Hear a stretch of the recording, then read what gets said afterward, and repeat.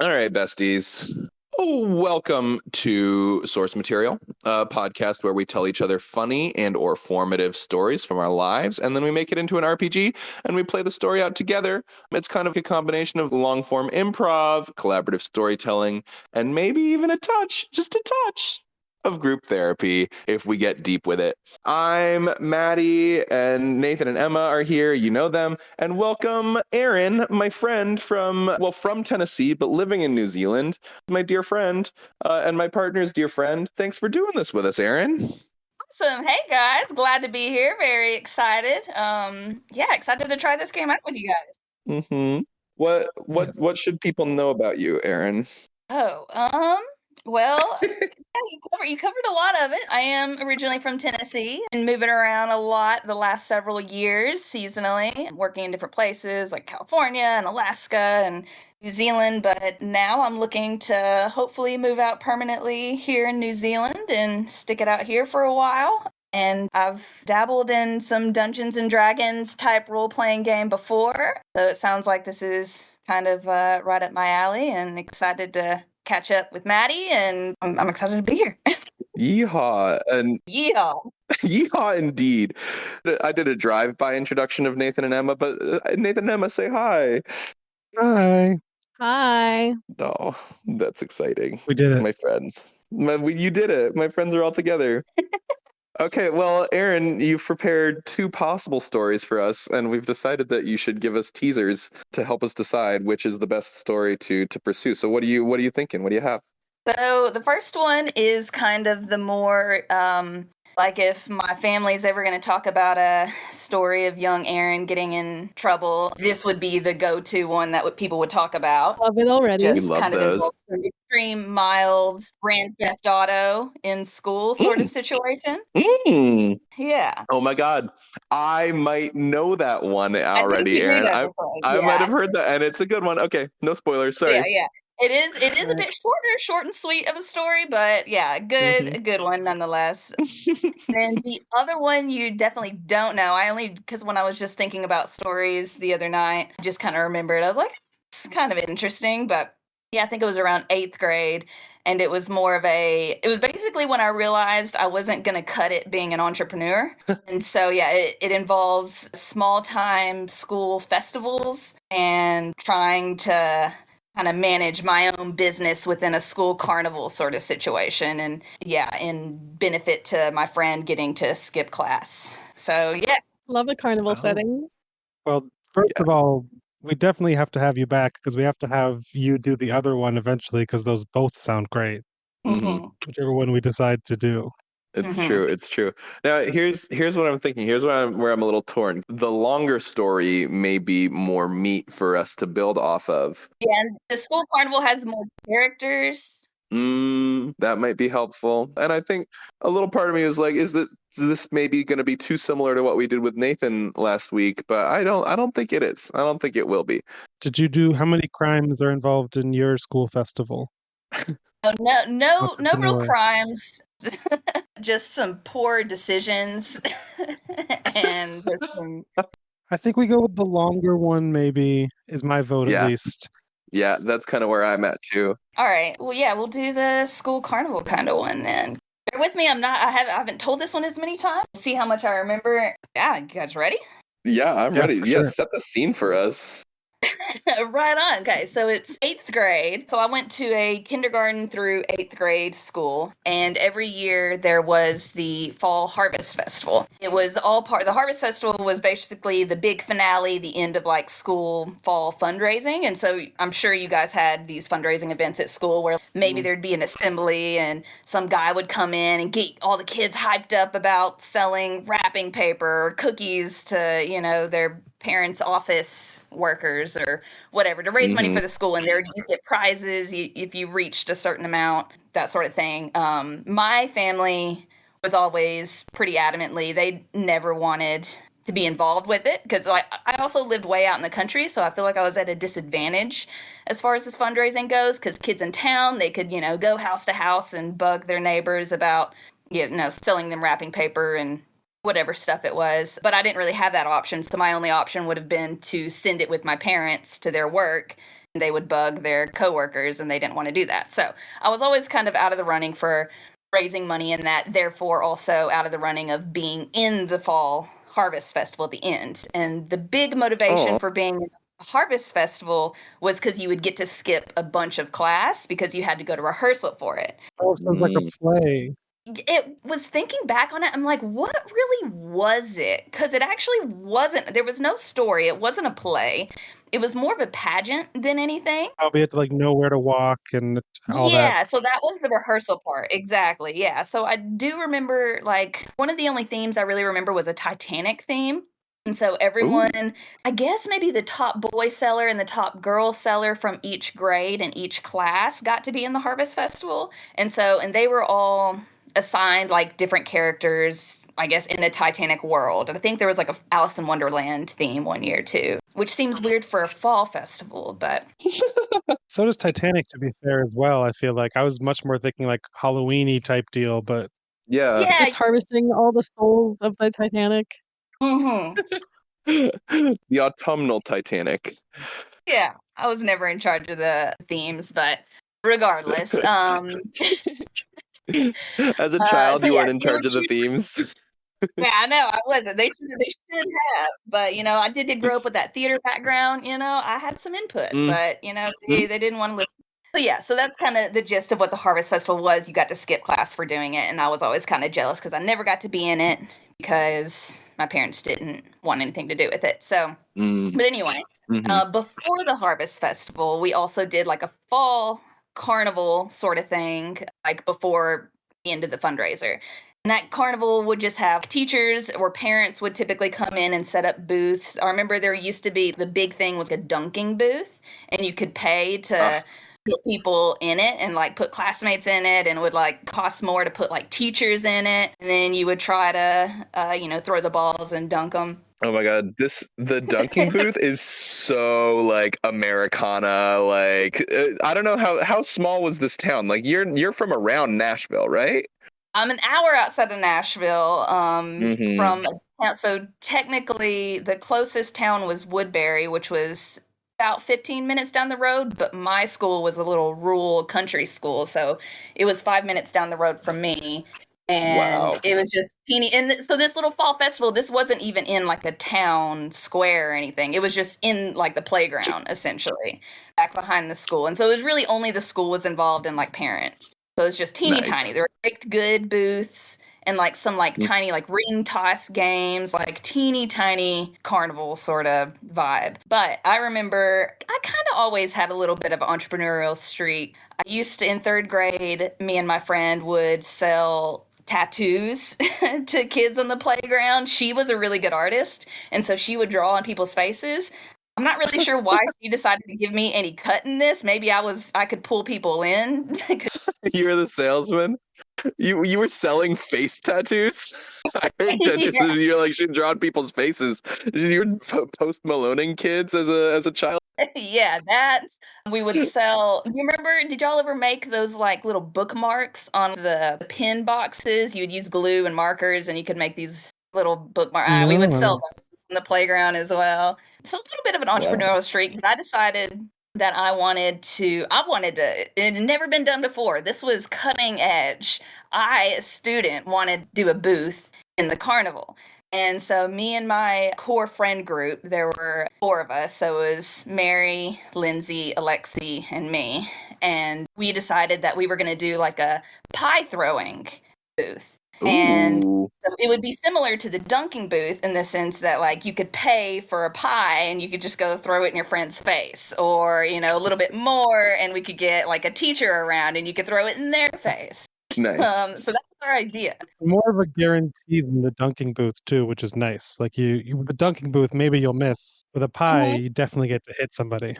Absolutely. Exactly. I thought it was genius. And my original hope was to make actual money for it, just for us. But when we brought it to the teacher, she was like, okay, yeah, no, you guys, that's awesome. We'll encourage this, but you can't just keep the money. Like, you have to donate it to one of your fellow students and it has to like go towards the fundraiser and towards them being in the Harvest Festival. And so we were like, okay, yeah, we'll do that. And so at that time, my friend Mary, she was actually doing the fundraising and all of that. And so we're like, okay, well, she's already kind of have some money towards it. So all of our money from this booth will go towards her. Very generous to Mary. Your good friend.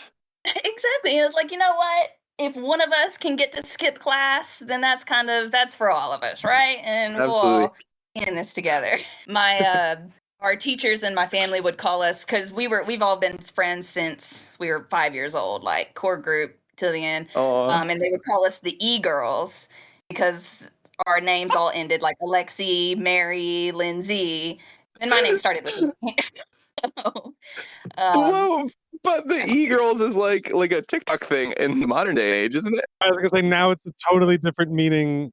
Oh my you're actually god. right. I didn't even think about that. Like you're like the Twitch gamer girls, I think. Yeah.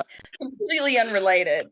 We weren't really into gaming or anything, but so we were all kind of involved in it. Nice. And then our parents were like funding it as well. And so we got the teacher's approval, and home told mom, was like, oh, this is what we're doing, and so we need these supplies. And so our festival day comes and we have our table set up, and pretty much our only we kind of oversold the pie idea, because in reality all we had for pies was a styrofoam plate with a squirt of whipped cream on it.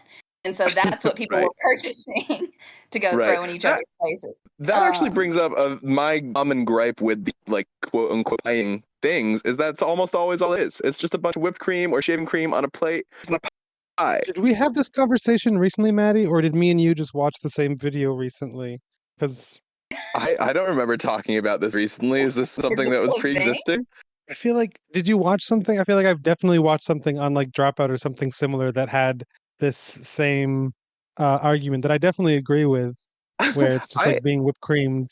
I don't think I've watched something, but I've always, that's something Interesting. I've independently thought myself, but that's not. Look at you. And that said, I understand the economics of purchasing pies to that volume. You know, you can't have many pies just to throw them in people's faces.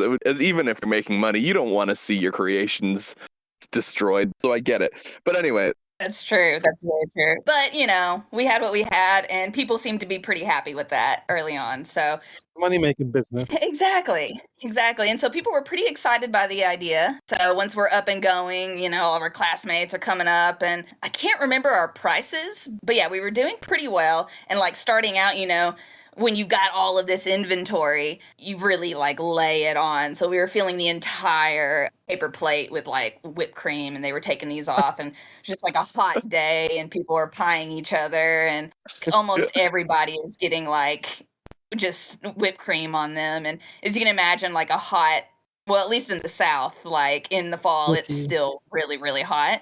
And so people are getting pied. Whipped cream is like in their hair, that dairy, it's like in the hot sun. And it's just really, the whole playground is just really starting to like get this smell. God, that sounds terrible. Yeah, it was getting pretty bad.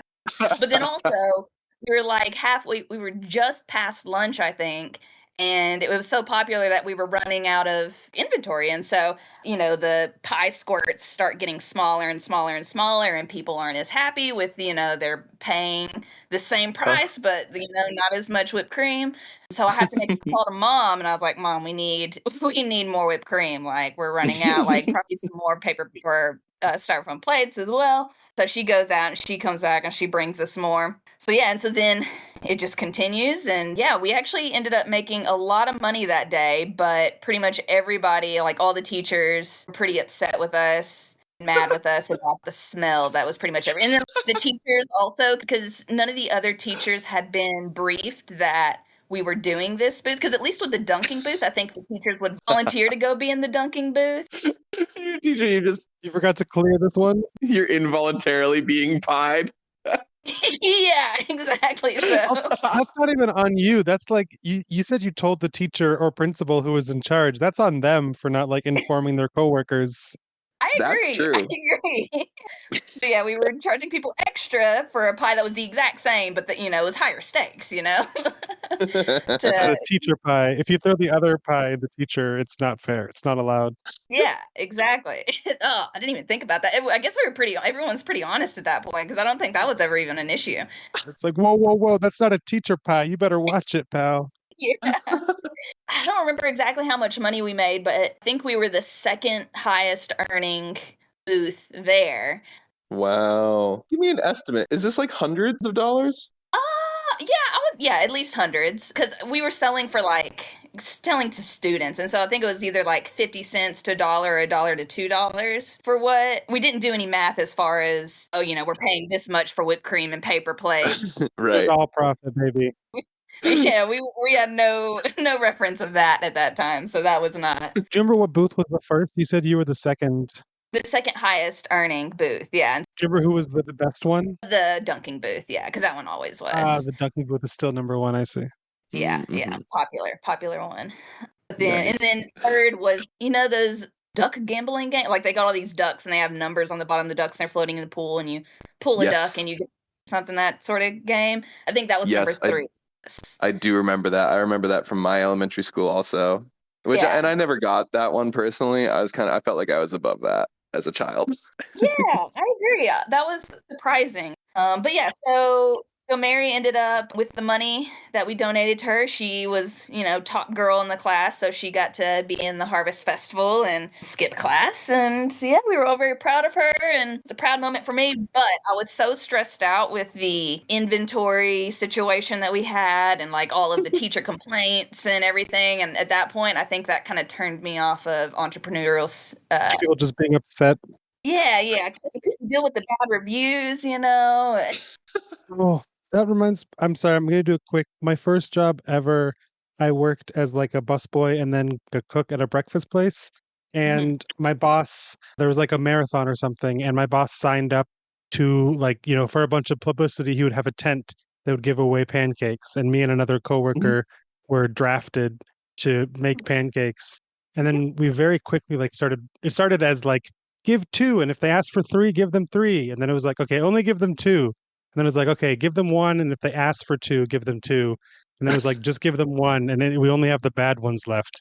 And by the end, people were so tired after this marathon. They were having breakfast, and they were getting a squirt of orange juice and a really ugly looking pancake. And I was like, I'm 15. I'm so sorry. I know you ran so hard. Oh man, yeah, same problem, same thing. Absolutely. That's how the economics go with things like this.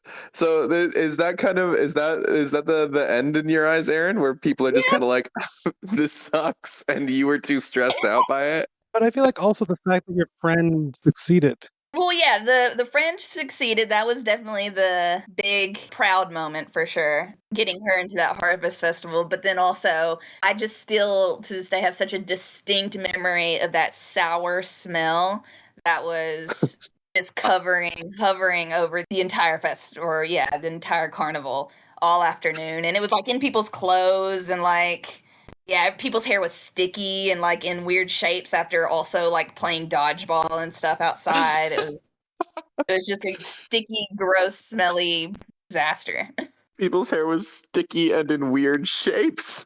Yeah, because I just remember, even my own hair, especially having worked at the booth, you get a little bit of stray whipped cream, It's just, I remember my own hair being just having sticky strands, and it was a nightmare trying to brush it out that night at home. God. Oh my God. Did you feel a sort of rivalry with the dunking booth, do you think? Definitely a rivalry. Yeah, because you guys were so similar in what you were doing too. You guys were the hot new thing. Yeah, kind of. It had that same, get your friends, and definitely. I think that was was my inspiration for the pie, because I was the dunking booth obviously makes a lot of money. I was what's something I can kind of do similar? And I feel growing up, cartoons, pie in the face was a big theme in a lot of kids stuff. And also grew up watching a lot of Nickelodeon, getting slimed, that sort of stuff. I think I was oh, well, this will just be natural kind of version of that. Honestly, that tracks. That makes sense. How old are you in this story again? What grade are you in? 8th grade. So I think I'm 8th what grade. are you, 12 or 13? Wow, interesting. Okay, character-wise, so we have you. Would you describe yourself as the ringleader in all this? Who are the e-girls? Who and the girl that you guys were funding through your entrepreneurship, was Mary. she also one of the e-girls? Mary was not an e-girl. No, Mary was an e-girl. Okay. Yeah, Mary, Lindsay, and Alexi were the other e-girls, yeah, including myself. I was definitely the ringleader. I was the one who came up with the idea.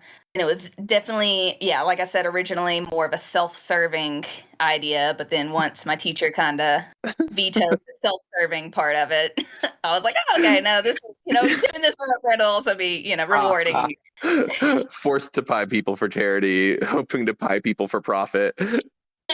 Yeah, exactly. And then, yeah, my other two friends, Alexi and Lindsay. Lindsay was always very keen. She was down to whatever kind of idea that I always had, or we would feed off each other in that way. Like morality was gray in that sense with both of us. Alexi was definitely a little bit more of the straightforward. She probably would have been the most hesitant to be like, guys, if anyone had the thought of how that day would have turned out with the like it smelling and teachers getting mad, she would have had that thought, but she might not have said it. What a perfect little group you have here.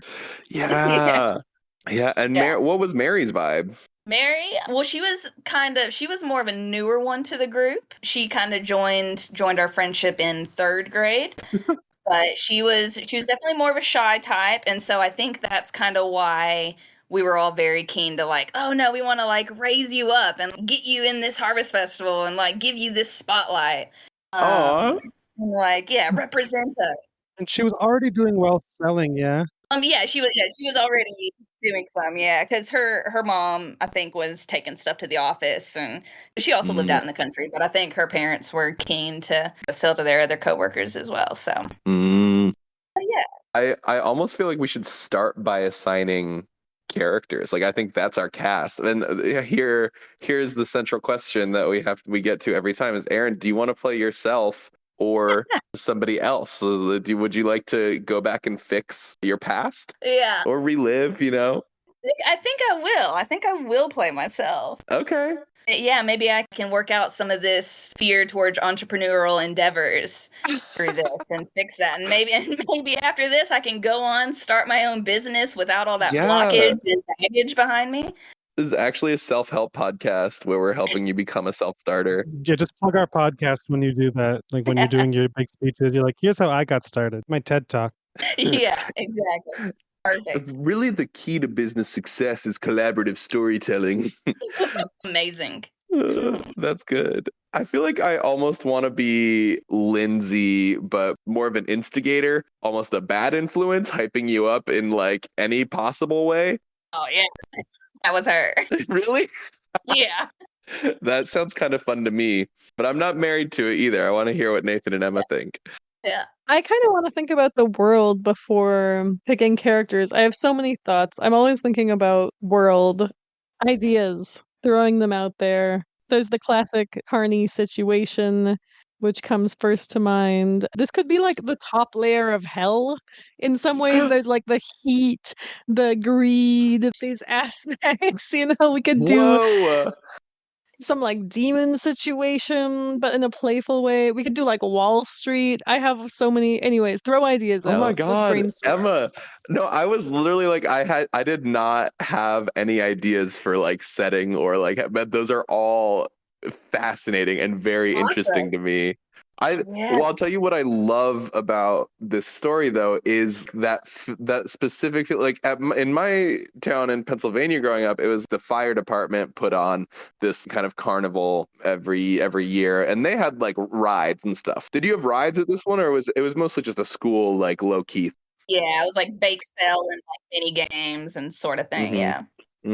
Which obviously we can drag it up if we want, but I feel like there's a specific feeling that comes to kind of that like small town, and not that I grew up in a particularly small town, but like that town fair, and I want to kind of keep that feeling if we can. One idea that I had that is like, I think related to the carnival feeling, but a bit different, is like a World's Fair kind of idea. and like you guys are two inventors, like it's the more older established inventor being the dunk tank, and then you've got the younger whatever, like Tesla, etc., kind of a thing. That's kind of a Oh, fun idea. interesting. Yeah. I like upping the stakes, but keeping to the vibe. For example, like Colt would be the way to up the stakes of the small town or whatever. As soon as you said Harvest Festival, I'm like, okay, Colt's an option. Emma Um, goes to Colt first in Yeah, every scenario. guys, in the drinking game of Emma mentioning cult, she hasn't mentioned polygamy quite yet, but I think that's probably up next. So that's from a previous D&D campaign, though. Emma was a Mormon cult, essentially. like Mormons are fascinating, but that's not the vibe of this. Right, It would right. be a different type of cult if we were doing cults here. I'm interested in the inventor idea. I'm interested in kind of the first level of hell, almost like a good place sort of vibe, where it's like a really Yeah, fun that's what I was place and you thinking. slowly kind of turns into a fun house. I was thinking the term e-girls made me think of this a little bit into the future where like, you're doing this pie thing, the equivalent of like blowing up on TikTok, and suddenly you have more business than you can handle. Everything goes off the rails. That was an idea I had. But I don't know. I'm not married to anything yet. Is anything catching your ear, Erin? Oh man, yeah, I like the hell sort of good place. Yeah, reference to the good place as well. So it's like maybe Mm-hmm. not necessarily completely obvious that you're in hell, but it is kind of like a spiral sort of thing. That's Mm-hmm. really interesting. I do like the tie-in of a inventor competition almost, or rivalry idea. I think that's pretty cool. Mm-hmm. I was Uh, thinking for characters, if we wanted to, we sometimes like fold characters together. I feel like you could fold Mary and Alexi into one if somebody wanted to be the dunk tank rival or the teacher or some other character besides, or mhm. we could keep the four crew. I would be kind of interested in being a rival dunk tank character. Ooh, okay. Okay. We have some rivalry interest from Emma. Since Mary and Alexi both sound like they were like the more hesitant and shy, Yeah. those two could be. What do Mm-hmm. you want to play, Nathan? Since you wanted to sound like you want to be the rival, I would be that. But we also can keep on talking about setting. I just thought about that and wanted to throw it out as an option if we want to expand the characters. Mm-hmm. What exactly would the rival be as far as, or like invention slash rival? What, like, would we be, like Matty said, kind of futuristic? Would it be technology based, or Mm-hmm. maybe just like a competing storefronts of sorts, or any ideas there? Mm-hmm. It could be more storefronty, like, but then I think if we do that, then we lose the small carnival kind of feel that we want to keep. Mm-hmm. Yeah. I mean, So we're yeah. returning to Nathan's like World Fair sort of thing, like that is like a kind of big version, just kind of bigifying the story as it is. But we can bring all sorts of things to a World's Fair. It could be like a new scientific invention. It could be But then it could be steampunk, Maddie, and we know you hate steampunk. I, I've, You hate what steampunk? did I? Well, did I come out as secretly liking steampunk but being terrified of what people would think of me? Yeah, you did. Yeah, that's what it was. To be frank, I don't have that many strong feelings about steampunk, but I did. Yeah, I kind of thought it might be cool, but I was always too scared to embrace it. Things you've embraced. Steampunk is the one that makes you anxious. Yeah, exactly. I'll do all sorts of shit. I'll do drag, but I won't do steampunk. Ew. I'll wear a wig, but not a top hat with the goggles on it. That's for sure. Literally. Which one is more cringe to me? Because I know the answer. Fair Um, point. Fair point. yeah, thank you. But that said, I loved Fallout Oblivion. I loved watching my cooler friends play Fallout Oblivion because they had PlayStations or whatever. I almost want to return to you, Emma, because I think you were kind of full of ideas. Are any of them developing in your head as we talk? I Yeah, don't think we've landed on much. I think the world building is probably my favorite part of I want, whether it's actually like true Carney situation or not, I want to carry that Carney energy Yeah.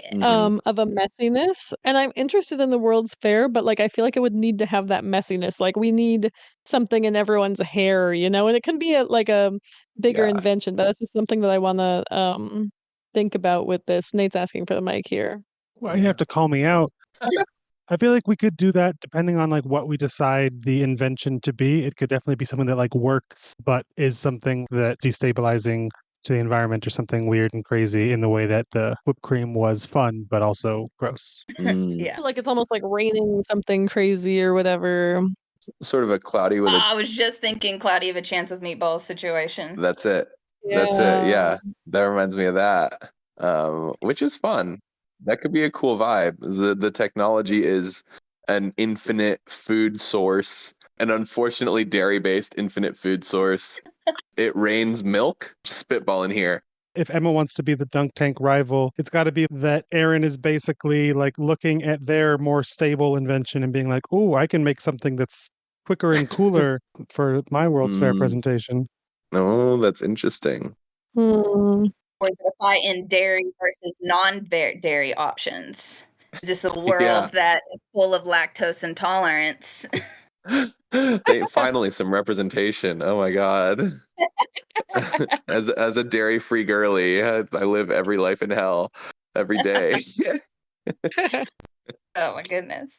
Ooh, it could be. We could go full Good Place with it, where it's like Mhm. taking place in this vague light top layer of hell place, and like the demons are the inventors that are fighting for like the most like top level hell torturous like Or like the "Ow." most weird, not quite evil, but terrible. Yeah, you know, like are they being dunked into ice water, having like sticky hot smelly things in their hair, you know, like what are the best top layer of hell torture things, like a competition for that. And maybe none of the fairgoers really know what's happening, but us e-girls competing or whatever or you guys versus me or whatever the situation ends up being.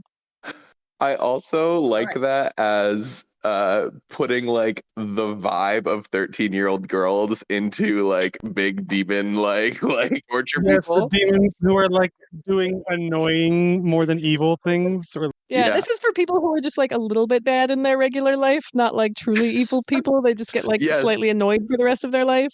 Yes. Yeah.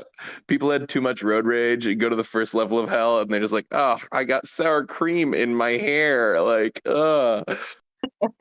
that's so good. Yeah, it's like, you know, those conferences where it's a new tech conference for like a work thing, and you go around, it's like, oh, here's our new thing. This is how it'll make your life way easier. This conference is just, here's how we can torture people in this specific way. yeah. Yeah. So are the fairgoers actual people in the first level of hell, or is it like other demons type that are coming around and shopping essentially for their torture devices almost? I think either that they are like real people that don't know that they're being messed with, or demons that we're using as a sample. Like, look, this is how bad it'll be. But I think them being fairgoers or whatever who aren't aware. Yeah, they're like, oh, maybe I'm in heaven. Like, I'm here. There's a carnival. Like, I know I died, but this is pretty chill. There's all these booths. Maybe this could be fun. Bam. It just starts Oh, descending into Yeah. the Good Place style hell. yes. Yeah. I love because in my head I've been kind of just accidentally picturing fire and brimstone vibes, but the more like first level of hell is a state fair, like a small town Americana fair with weird Yeah. vibes, and everyone's there. Maybe the people don't even know that they're dead. It's just like, oh, we all showed up here at the fair. We don't really know Right. why. And then we're all just messing with them, you know. It's all pretty in fall at first. They're like, wow. Fall is really hot in Right. Tennessee. Yeah. Slowly the temperature. One demon is like, you don't understand. You're all doing too much. I'm just gonna crank the temperature up 1 degree every 10 minutes. It'll drive. Yeah. Yes. Yeah. And that I also like it gives us the opportunity, depending on whatever characters we land on, there's the opportunity to jump into human characters for laughs too. Oh yeah, for the terribleness that they're facing. Somebody who's kind of shitty is somebody that you would run into in the street and just, ew, like you just are a gross person that I don't like. Like you belong in the first level. You're not terrible, but you're annoying. You have road rage that doesn't make any sense because of something you did. You cut me off and you're yelling at me because I honked at you. Of course you deserve to go to this fair and get pied in the face and sweat a lot and smell like sour dairy and the ride stops at the top of the Ferris wheel and you can't get down for 3 hours and you just sit there baking in the sun. That's rich. That's fun.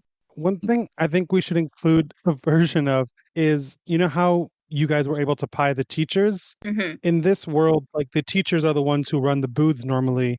So, and like the other teachers got pissed at you. So there should be something that you guys do that does do a good job at torturing the humans, but pisses off the demons in some way like that. In the same way where it's like, you weren't supposed to make us suffer. Yeah. But we can think about that when we decide what the booths will be. Right. Mm-hmm. And then should we also incorporate a version of like the higher thing that we're like working for like, trying to get Mary into the Harvest Festival? What? Oh, yes. Yeah, what is the Harvest Festival for these? Or is it just like to get pat on back from Satan, like, oh, you did a good job, you did the best? I think there should be some kind of pageant like the Harvest Festival that we're trying to get Mary, the shy whatever demon, into.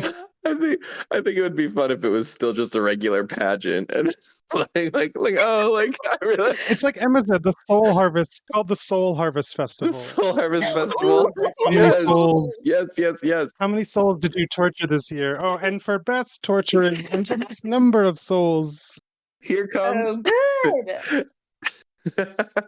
Also, like, part of the reason that all of the most popular booths at this fair are like pie people, junk people, is because that's playing to the very low level asshole, top level of hell person who's like, I just want to mess with my friends, get some like whipped cream in their hair. Yes. Yeah. There's an element where like the devils running these booths also enjoy the opportunity to fuck with each other. There's something in there too. Whoever does the best, whoever is the most ingenious at creating this kind of new low-key like feeling of minor torture is welcomed to walk in the Soul Harvest pageant because people in hell love fashion, like gay people go to hell, gay people love fashion. Maybe for our parents we should cut that one, Nathan. Sorry, let's clip. I'm gonna clip that. Gay people go to hell, Matty 2024. Gay people go to hell. People in hell love fashion. That's the realism. I think the whole quote was "People in hell love fashion. ... Gay people go to hell. Gay people love fashion." Yes, exactly. You do the math. Thank you. Figure it out. Okay, that is fun. I think we have our kind of setting, Good Place-esque first circle of hell that is just a county fair where the people running the booths or just the people working in the background are low-key torturing the people that are there, and it's also sort of an R&D element among the devils where you get rewarded for the most creative and ingenious ways to subtly torture folks. Does that make sense? Yeah, the Tesla of low-level demons. Or not Tesla, the current guy, whatever that guy is. Edison or something? We won't even say his name. If you say his name in a recording, then he hears about it. Oh God. Did you guys see the picture of his mom that was like circulating on Reddit? Who? What? Elon Musk's mom. She just looks like Cruella de Vil, but like Oh no. like in a fun but also terrifying way. That's too bad. Yeah, wait, you're telling me the parents of the guy whose business was started off of South Africa apartheid money are not super chill? That's weird. Yeah. But also, like, she looks amazing, but in the Like- way that Cruella de Vil does. Yeah, Oh, okay. I hate how amazing she look. Yeah, She's Google Elon Musk's mom, everybody, right now. Take a Interesting. sh moment. She's unfortunately a sleigh in the exact same way Yes. Disney villains are. Uh-oh. That's fun. She's the teacher. This is going to be our inspiration. The teacher who wants to actually torture all of the other teachers by not telling them that they'll get pies in the face. Oh, yeah. I went to Google Elon Musk's mom, but I accidentally just started typing in Cruella de Vil. Oh my God. She really does look like a. Oh my God. That is eerie. Right? That's funny. Okay, a question that we should have asked earlier is, Erin, are you enjoying this setting also? Does this feel accurate and true and fun for your story? Yeah, no, this is awesome. Okay. It fully captures the vibe of the day, and how it was spiraling in my mind, and I love that. oh my God, wow, you're right. Sorry, I just saw the picture. Yeah. I love that. I want to maintain that sense memory in your head of the smell of the sour milk. I think that has to appear at some point. Yeah. In that sense, should this new invention also should it start to feel like this is getting out of hand sort of situation, like it's becoming its own thing maybe, or becoming too much and outranking the first level, becoming too big?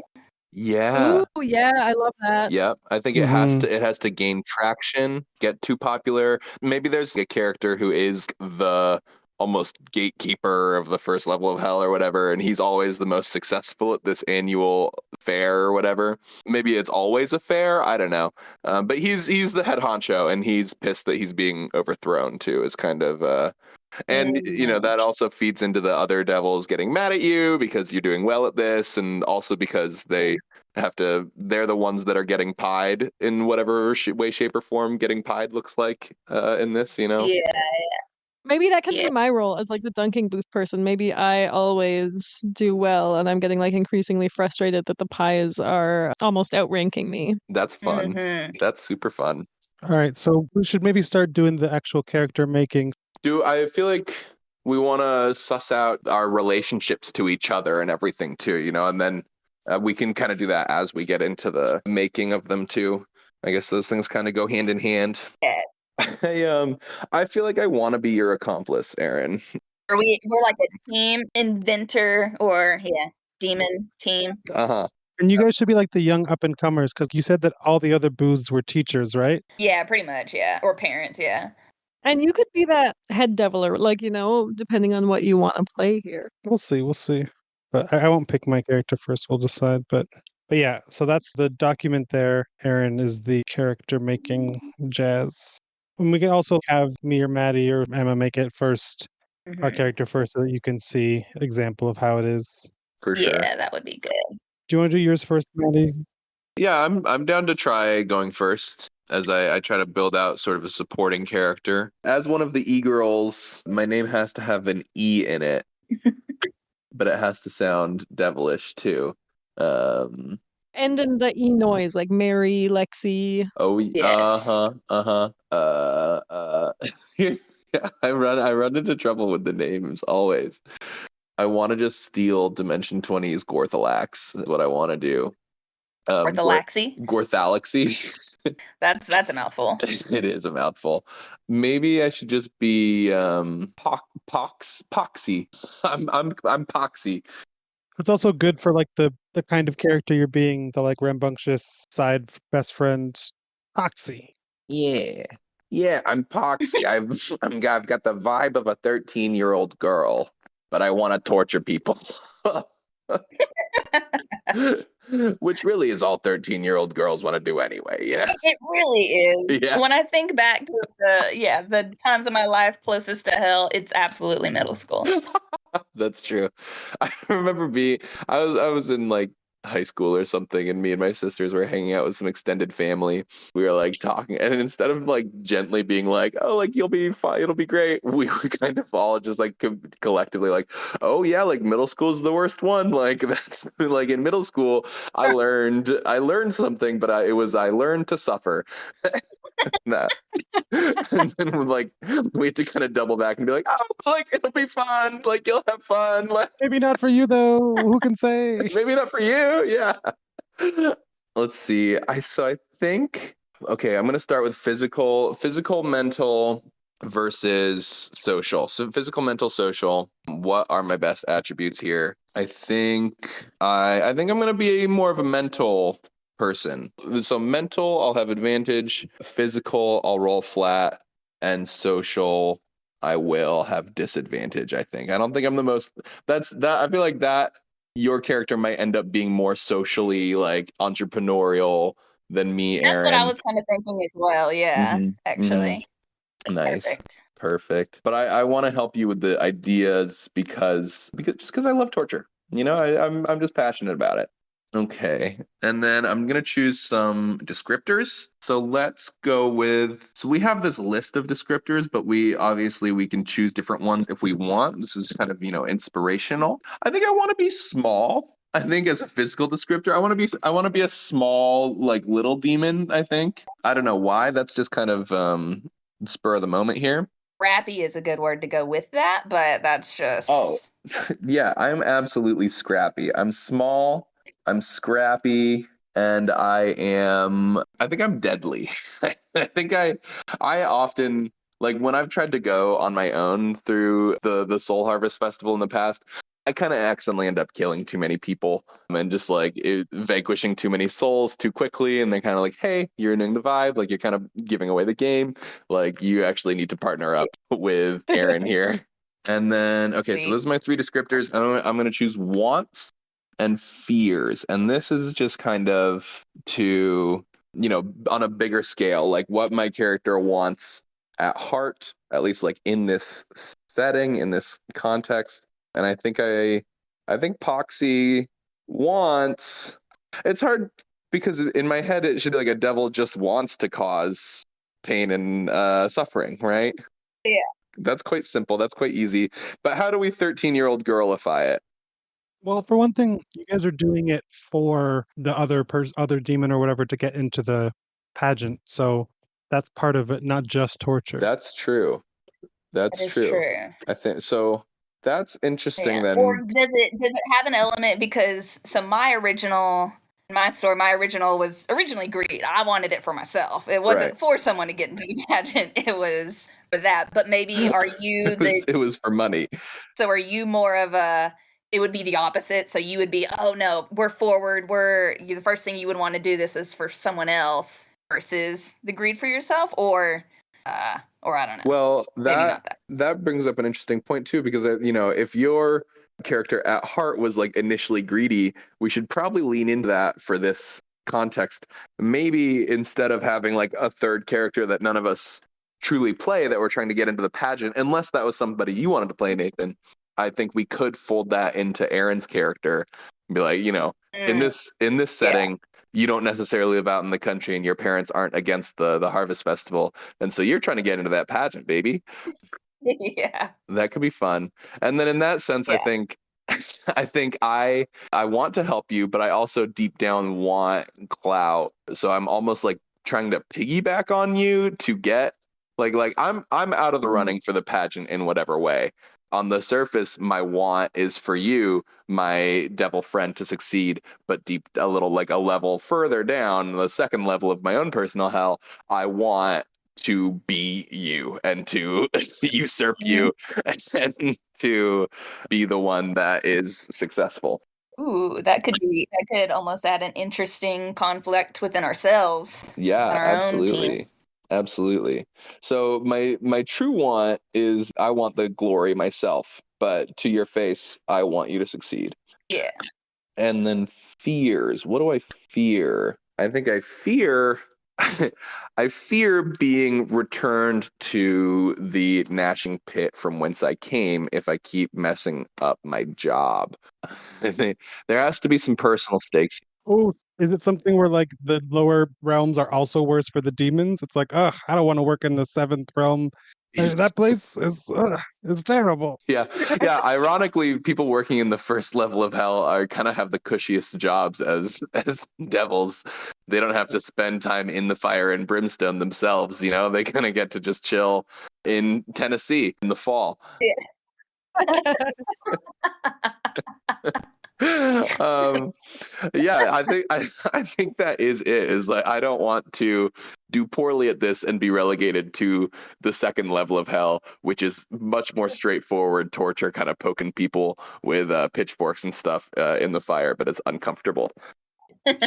Especially since you said that was your main complaint was all of yours weren't tricky enough. It's like, you don't get the subtlety. You got to go back to the pit where you just stab people. Yes, it actually took a lot of creativity for me to be welcomed to level 1 in the first place. That was really hard for me to get there because of my lacking social skills, and I do not want to go back.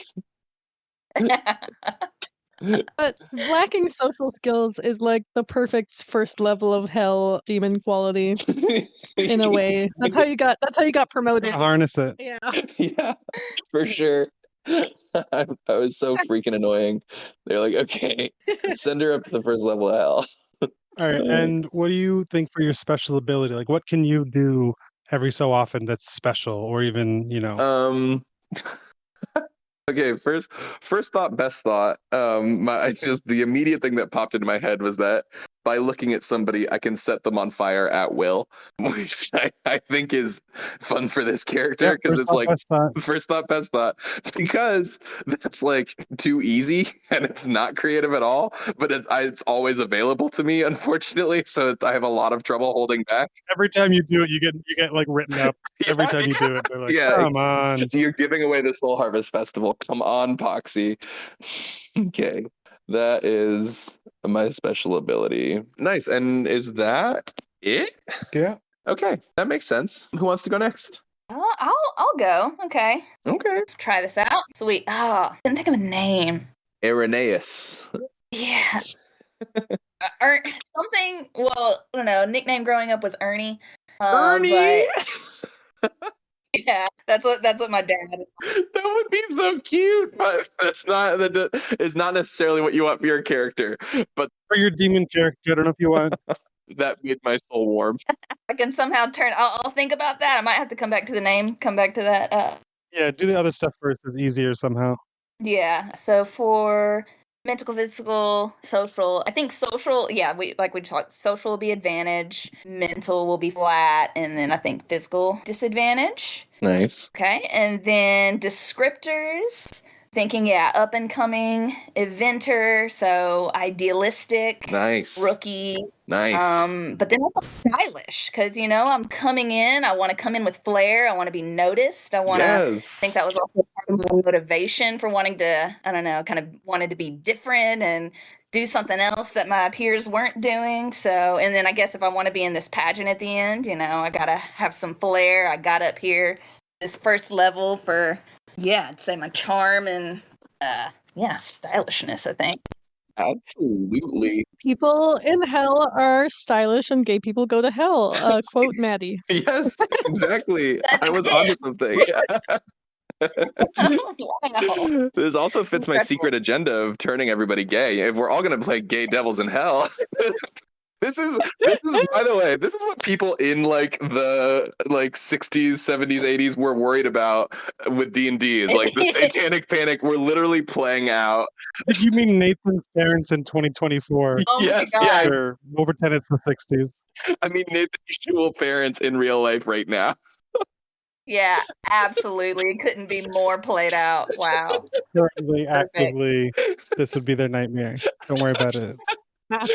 Erin, Nathan, you can keep this or not, but Erin, my dad loves the memory of Nathan when Nathan's family had moved to Hawaii. Every time this one had moved to Hawaii, and they were visiting us as a family in Toronto again, where Nathan and I had first met, and we wanted to play a role-playing game together. We were playing this game called Fate, and Nathan was DMing, and it was Middle East. So the setting was the Middle East, and so Nathan's mom, who is a lovely, lovely woman, we love her to death. She's a prayer warrior, extremely Christian, and she was like, okay, well, my character is a Christian, and Nathan was like, Mom, your character unfortunately would not be a Christian.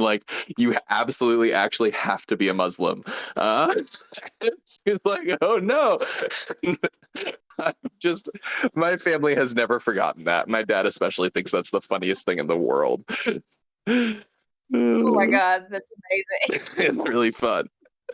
Anyway, Yeah. I always have to bring that up. Sorry, continue. We should continue making your character.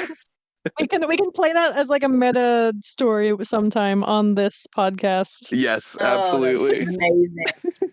Oh, that's funny. Okay, next is Wants and Fears. Yes, Wants and Fears. And let's see, wants, admiration, glory. I think those are probably some of the bigger, motivations there. Fears would be some sort of being forgotten. I see that. Yeah. And not being recognized. Something I might develop that a bit more, but I think at its core. Yeah, and then special ability. I might need help on this, but I'm playing off of, I guess, me being able to like call in my mom and get her to come in, bring more inventory, I have some sort of resource, or maybe I have like an insider. Whatever the demonic version of Deus Ex Machina is, you have like a once per the whole game version of that, where you'd be like, I can call on this person who's much more powerful but likes me. Maybe are you a Nepo baby of some kind? Like, can you get like a big demonic Nepo baby? Yeah, like you can get like Mr. Satan to come help you out. Yeah, I think that's got to be it. Yeah, some sort of Nepo. You've got Nepo baby solve the problem powers. Yes. And then if you think of a name, feel free to share. But if one doesn't come to you, we'll just have to decide the day of, Yeah. All right. I'm thinking for my character, you guys tell me what you think is more interesting. One would be that I'm like the teacher who's translated into demonic manager, who's in charge of deciding what booths are happening, or is in charge of the judging or something like that, like administrating all of it. Or being somehow like one of the humans that's going through the bad torturing thing, but I don't know how I would do that one. Oh, that's tough. Because I mean, I think, it's easier to get you into the right, that one's more natural, but the other one might be more fun if we can figure out a way in. The idea of you just being a human, like accidentally there. Oh, I have an idea. What if literally everyone is a demon, including like all the other participants except me? So there's one human, and the whole thing is like, which is good place, right? Well, basically. Yeah. So the whole thing is like, let's all see how we can torture this one guy the best. You love that. That's fun. That is really fun. I'm like talking to other demons, being like, "Man, isn't it getting hot?" And they're like, "Yeah, I don't know what you're talking about, man." And I'm like, "Oh, I guess it's just me. Okay." I think that's pretty good. That's what the competition is for the heart. Like, how can we torture this one person? That's part of the festival. Who's going to do the best at torturing this one person? Yes, absolutely. I love that. All right, I'll be that guy, like a slightly terrible human who has died. I think you're just kind of a shitty guy. Yeah. All right. Mental's got to be low, right? I think with this person, For it sure. seems like he's not picking up on it. He's not, is he? No. So I think I'm gonna say physical highest. I guess he can take a beating. He's gonna take these torturings. He's like, it's getting hot, but I can handle this Tennessee heat. Hoo boy! Yeah. I'm from Texas. It's way hotter there. Yeah. Yeah. I grew up in all over. So yeah, physical high, social medium, and then mental is the disadvantage. Nice. Descriptor. I'm gonna say. What got you into the first level of hell? What was your crime? Yeah, that's a good point. What's like a thing that's bad enough to get me here as like the example of the perfect platonic person to practice this torture on? It's a very good question. It is. Wow. It's like a deep moral question there. I know, right? Yeah. I feel like we're like drawing a line in the sand no matter what. Like, what's the decision here? What gets you just into hell? That has been a recurring theme in this podcast, is like we joke that it's going to end up being group therapy, but it also ends up being like, what is the world? Like, what are the morals of the world that we live in? This is one that I drive Nathan crazy with, but like, I'm bad. I'm getting better. I've been bad at like, putting the toilet paper roll back on when I finish the toilet. It could be like that type of thing, I feel like more of like a money thing. I did some sort of halfway bad money crime that like screwed over some nebulous people. I don't know. You just worked at a call center that scammed old people. I mean, actually, that's pretty bad. Yeah, I like just leave the lights on. I don't turn the lights off when I leave rooms, which is something that drives Hillary insane. Oh, that would drive me so crazy. I used to Yeah. do that, and then Emma beat it out of me within like 3 months of marriage. Hillary has done a pretty good job of training it out of me too, which Erin, you must be able to imagine. I'm pretty bad at it myself as well. So Nice. I Yeah. think every couple has to have one that's good and one that's bad with it. Because Blake gets on to me It's all the true. Maybe it could be that I'm just someone who's literally like never, like I've never turned off a light. I've never picked up my dog's poop. Like the Mm, things behind me just don't exist. It's like I've gone through life 100%, never looking behind me and being like, oh, I should pick that up. You just you like throw something out the window, and then like the idea that it still exists in Yeah, the it's world gone. has exited your Nothing. brain. It's like a toddler type crime. You're just like a little kid almost. Your, Yeah, it was like, I'll just grab this. Oh, I don't like it. Put it down. yeah, your great sin is a lack of adult object permanence. yeah. Okay. So I'm going to say clumsy, selfish, and unassuming. I think he's also just like the most generic, platonic man to torture kind of a thing. That's Perfect. great. Yeah. This is one of the best opportunities that we've had to use these negative descriptors too. Like usually we want to play somebody who is like, I'm kind of a good person. Yeah. Was your childhood friend an idiot or what? Yeah.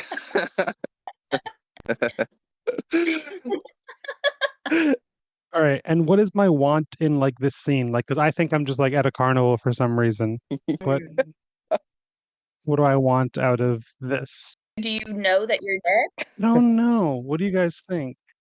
I think it kind of has to be almost a supernatural thing where you don't really know exactly why you're there. You just kind of in your head it's accepted that you've gone. Yeah, it's like a dream where it's like, it all makes sense. I'm here. Right. But this character goes to a carnival to pick up chicks in my head, I think. Oh no, am I that bad? All right.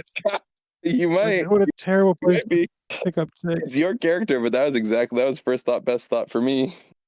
Let me think. What's my first thought, best thought? Oh, and we're all ladies, so we can just like torture you with that.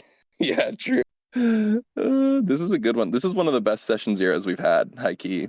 I say that a lot. Yeah, I say that each time, but I'm loving this, Erin. All right. What is my fear? What am I afraid of at a carnival? Ooh, this is good for us to know. I don't know. Emma, any ideas? What's my fear at a carnival? What is your want? Your want is picking up chicks? I can't think of a better one, but I don't know that I like that one. Hmm. Just because I don't know if I want to play a whole session of Mr. Pickup Chicks Man. That's completely fair. You don't want to be a pickup artist? A littering pickup artist? You don't want to be the worst person we can think of, Nathan? Interesting. No, I feel like it's something. Okay, I want it to be that there's some kind of a ride or something, and there's a feeling that I enjoy that you can only get on those weird spinny rides or something like that. And that's part of the problem is that I'm never able to get to it because there's like these constant torturous interruptions.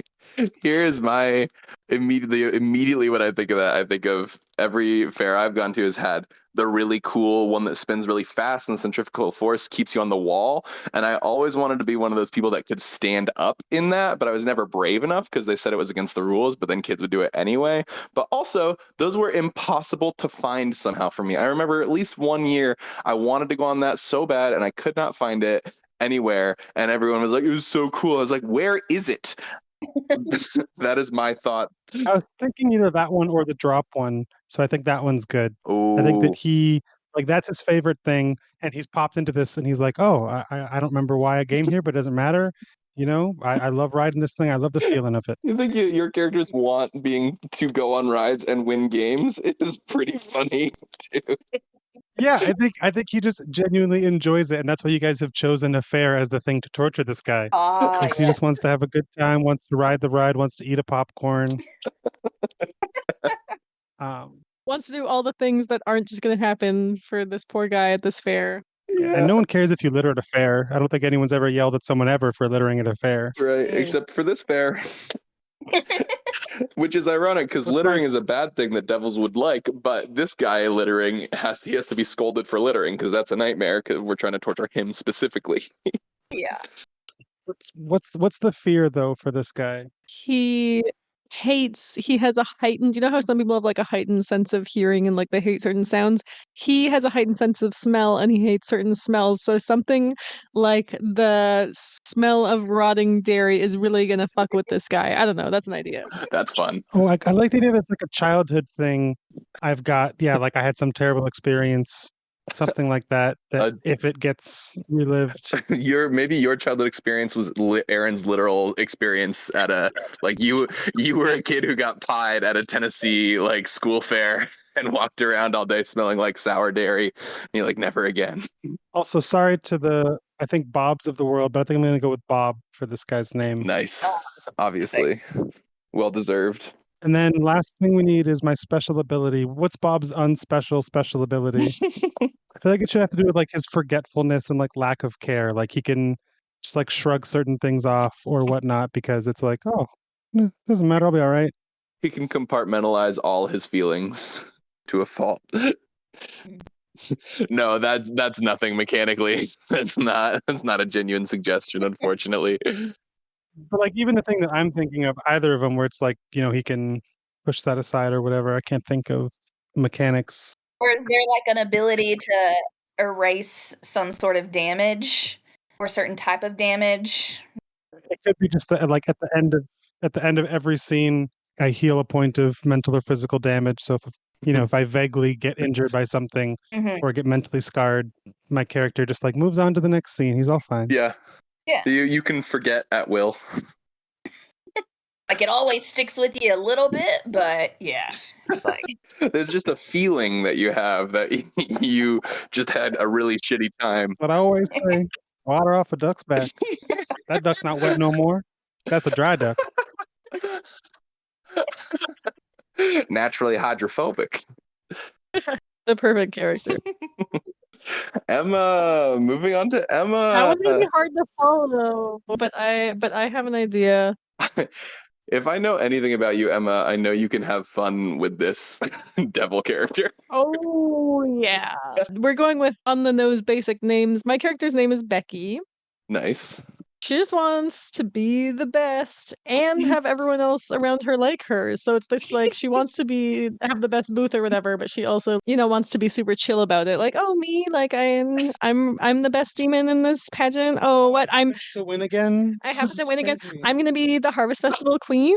You know what? Actually, I'm rooting for you guys to win. Yeah, the little guys. Infuriating. Immediately. yes. So yeah.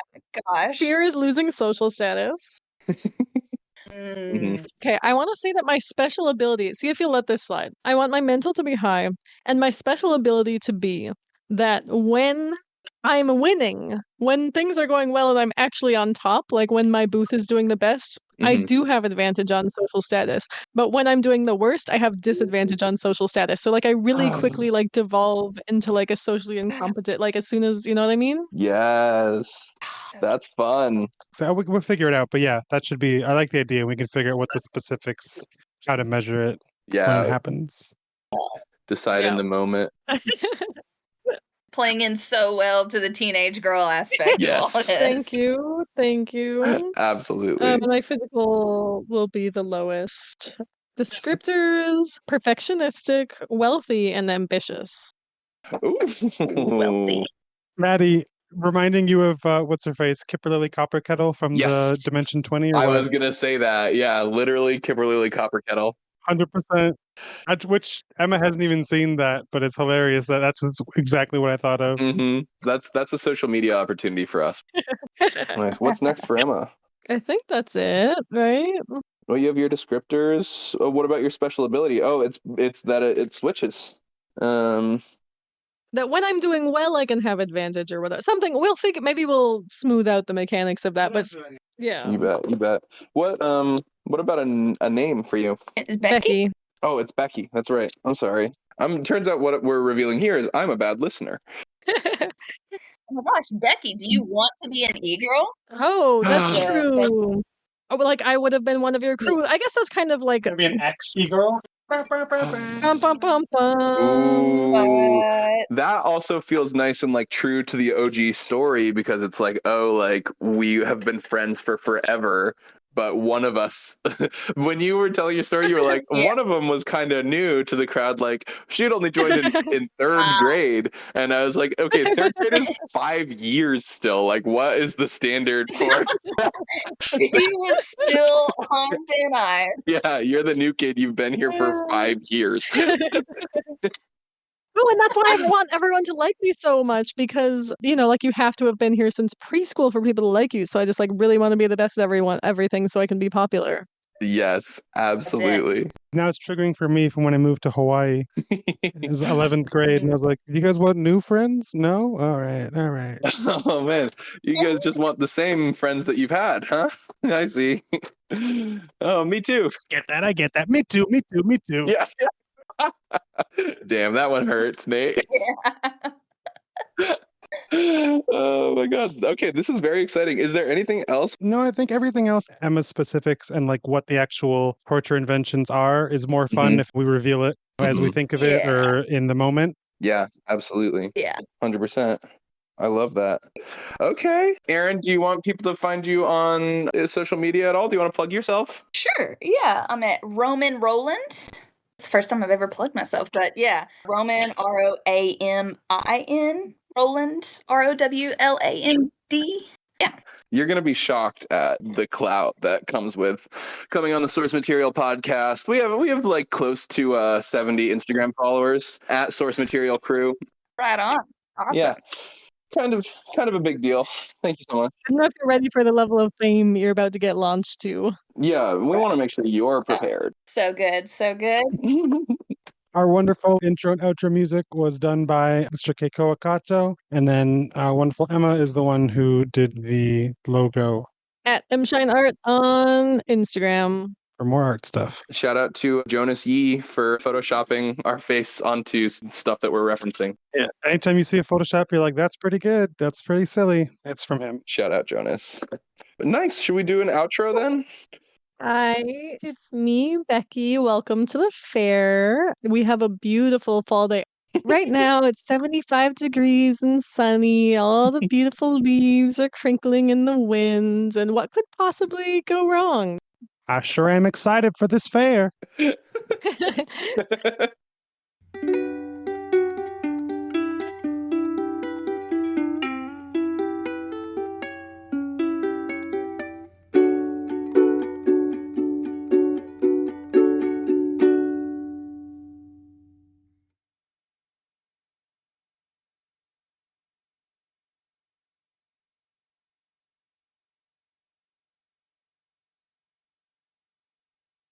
Awesome. Nice to meet you guys. Cool.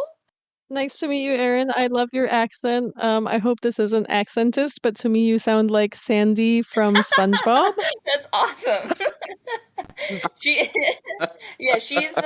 I'm from Tennessee and she's from Texas, but no, it's definitely similarity there. Accentist already, Emma. I've made a horrible mistake. No. This is like very recently, Emma had a birthday party, and we have like these friends, and oh no, wait, this person knows and listens to this podcast. Anyways, too late now. It's Jim, and Emma was meeting them, and we had not met Jim's wife before in person, but we had played like one or two sessions with her. And Emma, full of confidence, gave her a hug and said her full wrong name. I was like, Jennifer, so good to see you. Nope. Oh no. My bad. Reminds me, it's similar. Wait, where did the name Jennifer come from? Where did you pull that from? I don't know. Yes. Emma got Jim in trouble by accident. Yeah, that sounds right. That is so funny. So